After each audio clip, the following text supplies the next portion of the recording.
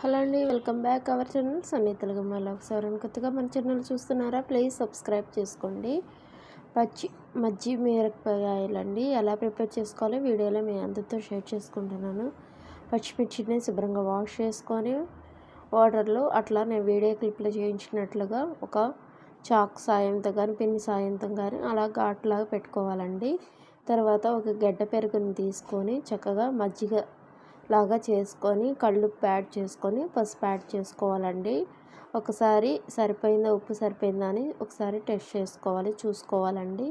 చక్కగా మిక్స్ చేసుకున్న తర్వాత కొంచెం వాటర్ యాడ్ చేసుకొని పచ్చిమిర్చికి సరిపోయేంత వాటర్ యాడ్ చేసుకొని చక్కగా మిక్స్ చేసుకోవాలి. వీడియోలో చూపించినట్లుగా చక్కగా వాటిని పచ్చిమిర్చిని కూడా యాడ్ చేసుకొని 2 days పాటు అలా ఉంచుకొని గడ్డితో తిప్పుకొని తర్వాత నెక్స్ట్ డే మార్నింగ్ అట్లాగా 3rd day రోజు అలాగా ఏదైనా క్లాత్ సాయంతో చక్కగా ఎండలో ఆరబెట్టుకోవాలండి. వీడియోలో చూపించినట్లుగా చక్కగా ఎంత డ్రై అవుతూ ఉంటాయండి.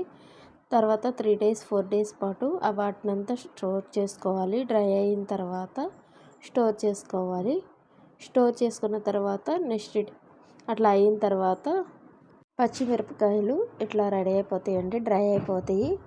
ఆయిల్ వేసుకొని ఆయిల్ హీట్ అయిన తర్వాత మనం ముందుగానే మిరపకాయలు రెడీ చేసుకున్నాం కదండి, పచ్చిమిర్చి మిరపకాయలు మజ్జి మిరపకాయలు అంటారండి. వాటిని ఫ్రై చేసుకుంటూ పప్పుచారులోకి రసంలోకి ఏదైనా చట్నీలోకి తినచ్చండి. సమ్మర్ కాబట్టి ఇలా ట్రై చేయండి. పచ్చి మిరపకాయలు మజ్జి మిరపకాయలు అంటారండి.